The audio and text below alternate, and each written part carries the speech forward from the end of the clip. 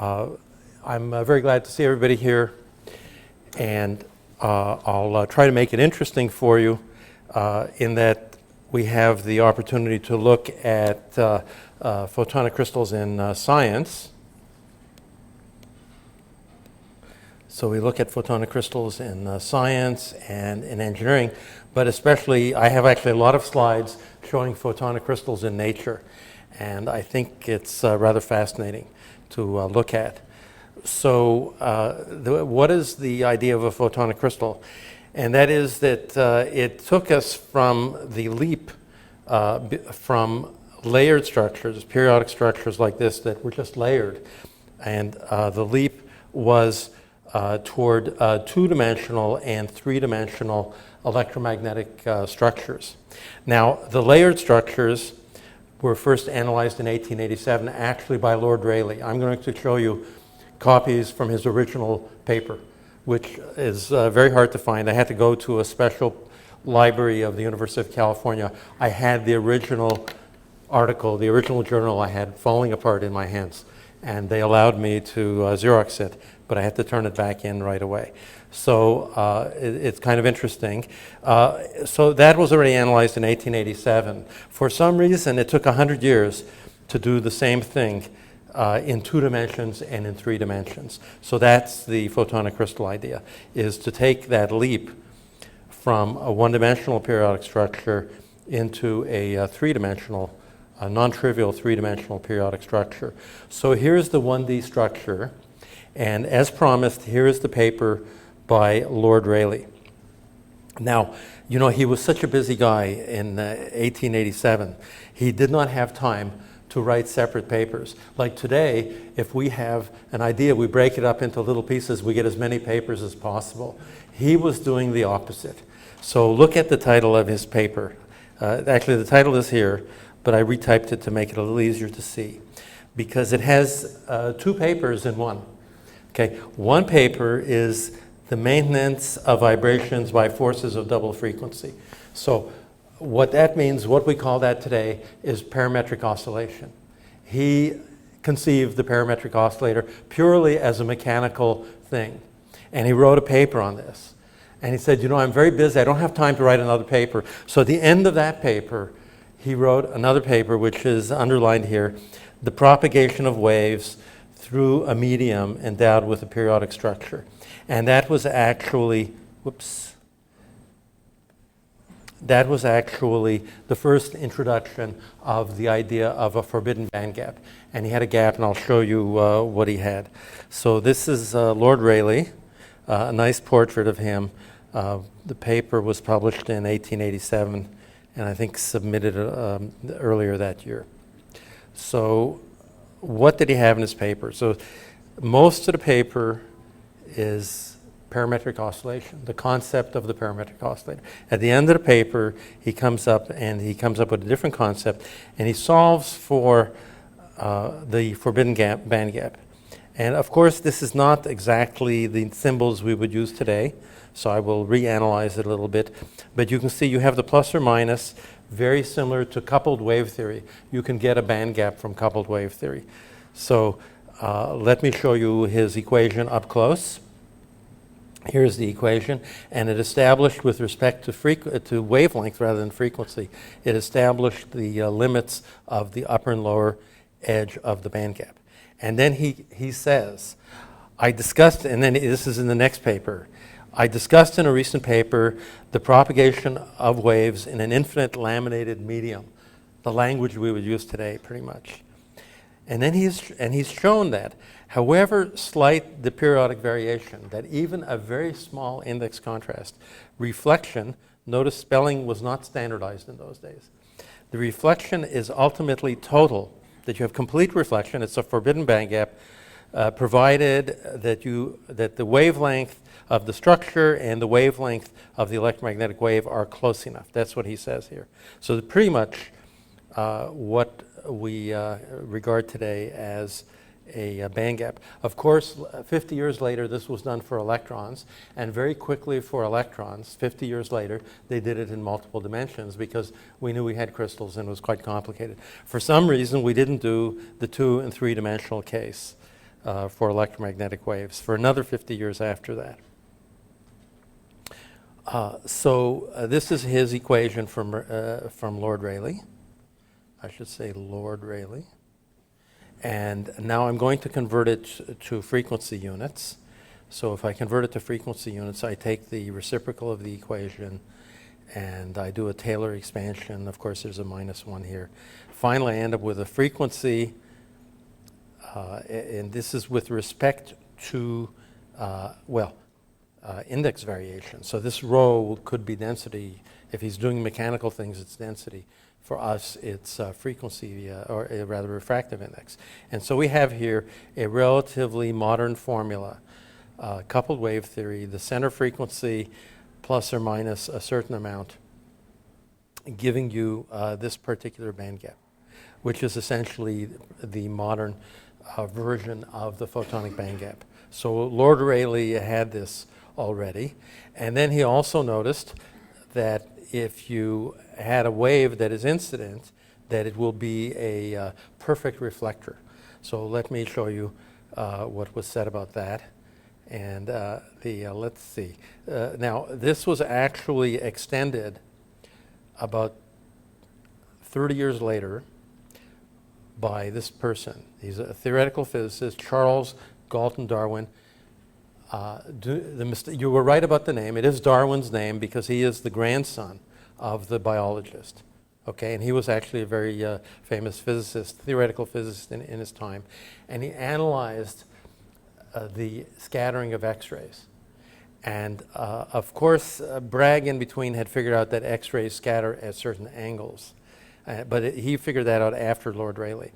But what Galton Darwin did is that he included the possibility of X-ray mini-gaps. And what he said, the reflection is practically perfect for a certain range of angles. And the transmitted beam is extinguished. That is to say, the attenuation is extinguished more rapidly than the true absorption of the material. So he recognized that the wave would penetrate, would fall off exponentially, much more rapidly than expected from the weak absorption of the X-ray. And so it vindicates this idea of understanding the 1D periodic structure. So this was already known for 3D structures, but these 3D structures, you had very, very small refractive index, so it didn't really matter that it was 3D because you had a very narrow angle in which you had a perfect band gap.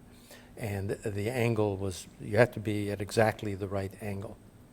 And he says here, just repeated. Now, you may wonder, why is this curved?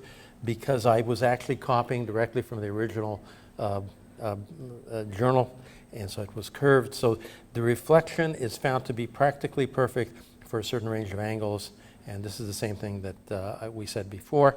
And this was the beginning of the dynamical theory of X-ray diffraction. So this is the X-ray diffraction, not just that you get scattering at a certain angle, but there's a little width to the angle, that there's actually a little band gap. And within the band gap, it's perfect reflection. So that we call dynamical X-ray diffraction. However, it's a little bit tricky because you imagine you have a band gap like this, and yes, there's a band gap, but if the refractive index is very small, this is an incredibly small band gap maybe. And so we'll see what implication it has.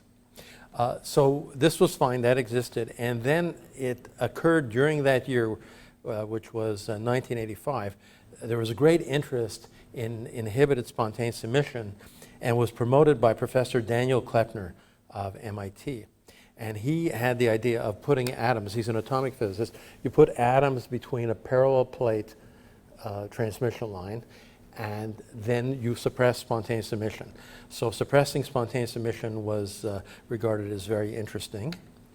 And well, the suppression wasn't that good. He didn't emphasize this, but you only suppress one polarization. The other polarization is not suppressed. Nonetheless, the laser physicists saw this paper and they jumped into it right away. And they said, we don't really use metal mirrors in lasers very much, but we use dielectric mirrors. So why don't we have dielectric mirrors like this? and we'd have the layered mirrors, and we would put the light-emitting medium between the mirrors, and maybe we will get the same effect. And I look, and that year, without exaggeration, 5 papers appeared, and they all made the same proposal. And they called it a microcavity. It was called a microcavity. And I looked at that myself, and I said, wait a minute, that's not really going to work. Because it was obvious from the picture that, yes, maybe you'll suppress the radiation going up and down, but you will do almost nothing to the waves that are coming out sideways. And in fact, that you'd have the sideways propagation of light, and that this would it just wouldn't work, because there's a lot of solid angle. There's a lot of places for spontaneous emission to go sideways. So I said, no, this is not going to work. And then I said, well, how can I make it work? Obviously, I have vertical periodicity. I have to add periodicity in the x and y directions. So I'll show you what I did. And I remember very well the day I did this. So let's see. So the sequence of this this animation is not exactly what I was expecting. So bear with me. I'm going to turn the animation off for a minute. And what I want to do is to, let's see. I'll just push this aside, and you'll see roughly what I did. The suspense will be a little bit gone, but. So I drew lines on a paper like this. So I drew the lines on the paper. And then I said, okay, I need a periodic structure, so I'm going to draw lines. And then I kind of squinted at the page. And I said, look, there's obviously more density. Whoops. Let me go back. Let's turn this on. There is more density where the wires are crossing, where the lines are crossing. So I imagine that I have more density here and more density here. And then what happened is that I imagined that I filled this whole thing in, and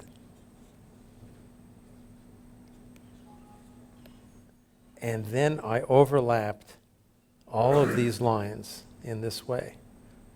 I looked at the structure, and it ended up looking like this.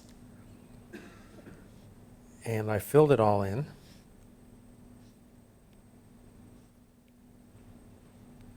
It's trying to do a backup.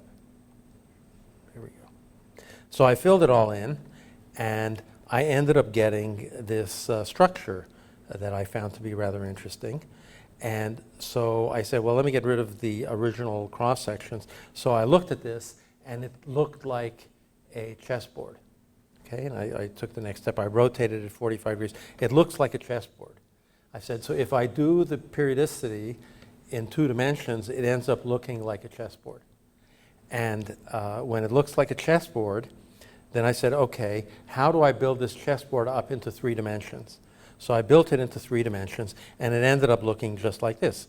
This was a 3-dimensional chessboard.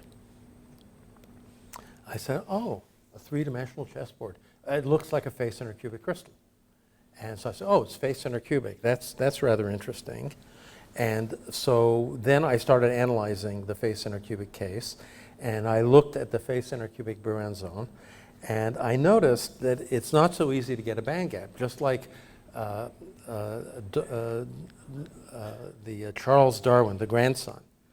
Charles Darwin, the grandson, he said, well, you'll get forbidden gap, but the forbidden gap is a very narrow ring around the surfaces, the planes of the Brouin zone. And so I said, well, wait a minute, I'm going to get a band gap in the x direction, but I'll get a different band gap in the L direction because L is much closer to the origin. And so I need to have a band gap for both, and I would have a problem. I would have a band gap at L that's closer to the origin, and a band gap at X that's further away from the origin. And so I need to have a big enough refractive index contrast that I get a big enough band gap. So contrary to what was written by Charles Darwin, the grandson, is that it's not enough to have a tiny, he said, no, you get perfect reflection no matter how small the index contrast is. But to have a forbidden band gap in all directions, a small index would not be enough. You would have to have a big refractive index.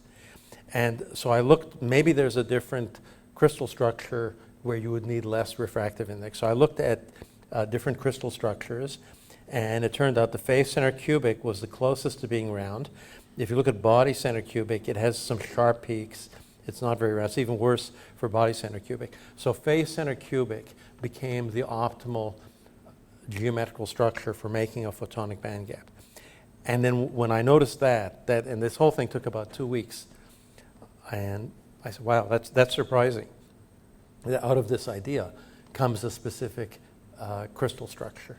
And then I realized that I had something. And and it was because the L point and the X point were very close together. Just going back, you had the L point and the X point, they were not that far apart.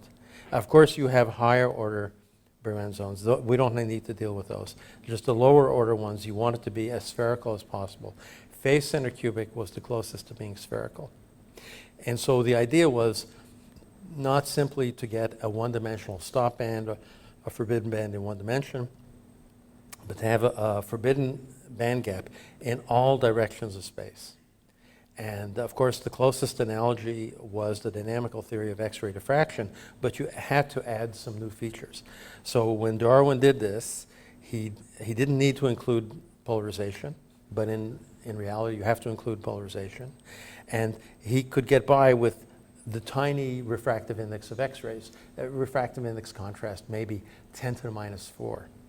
And so, but we would need much higher refractive index contrast, maybe of the order of unity.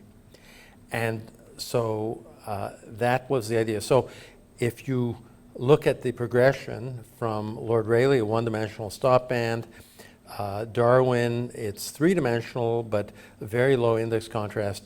And finally, myself and Professor Sajeev John in the same year, we said combine the high index contrast with the multidimensionality, and then you'll get something interesting, which is a completely forbidden band gap in the normal sense that we use it in semiconductors.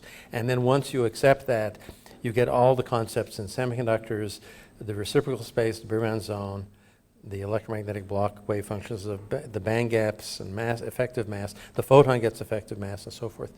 And so if you look historically, we had the stop bands, okay, and then in the 1930s, solid state physics was worked out, and they had the stop bands, and they had the three-dimensionality, they had semiconductors, forbidden band gaps.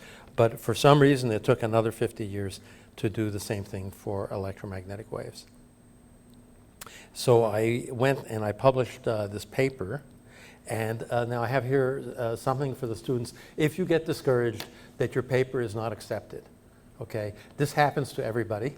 Don't feel that this is just maybe yourself, but also I would say you have to have a little bit of self-confidence. If you think this is an important paper, you have to stick with it, okay?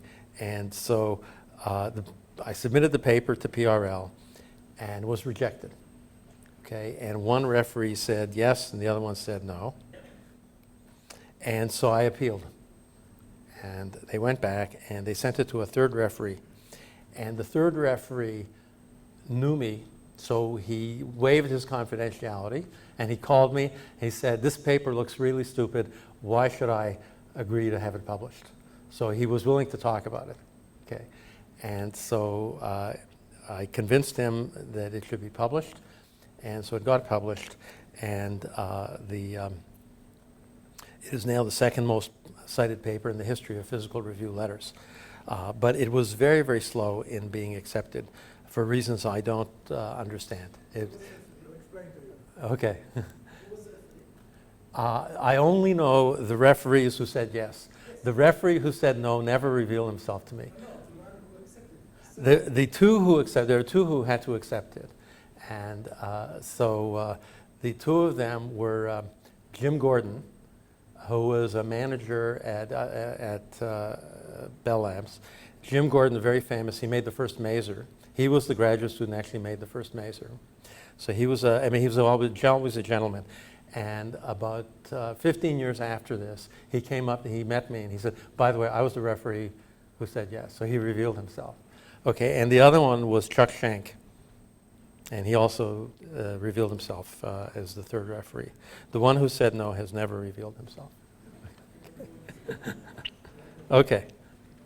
So what was the idea or the motivation for doing this? So I actually had a motivation.